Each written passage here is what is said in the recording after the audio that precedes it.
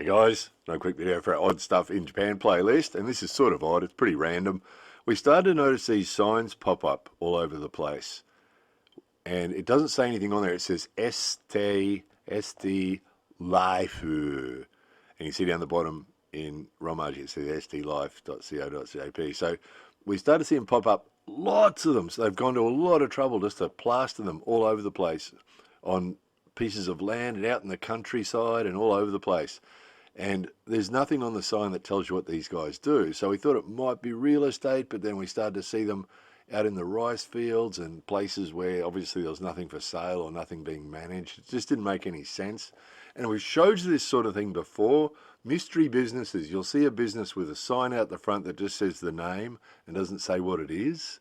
There seems to be some really odd ideas here about marketing, about how to promote a business. You know, they've gone to a lot of trouble to put these signs everywhere, but there's nothing on there that says what they do. And then we saw this car, that got us really curious. Like, what? Wanted to go and say to him, excuse me, what do you guys do? So, business of mystery. And then the one that finally got us really curious was this one, a little sign on the fence, and then above it, this giant billboard. And it says something like connecting everyday life and hope for the future. That's all it says. That's all it says. So, all right, go check out the website. So, we now look at the website. And typical Japanese website, there's the message from the president and there's, you know, random sort of things. And that thing there on the bottom left-hand corner, that says connecting everyday life and hope for the future. Same thing, right? So what do these guys do? So typical Japanese website doesn't give you enough information, but further down the page here, we found that they talked about building construction and insurance and real estate.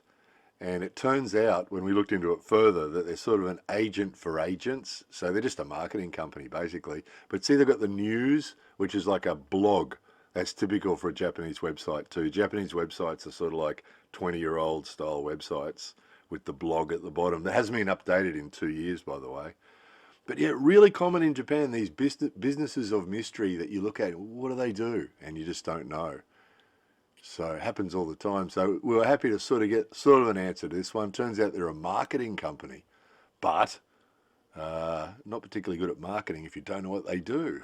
Anyway, the business of mystery. More videos coming soon.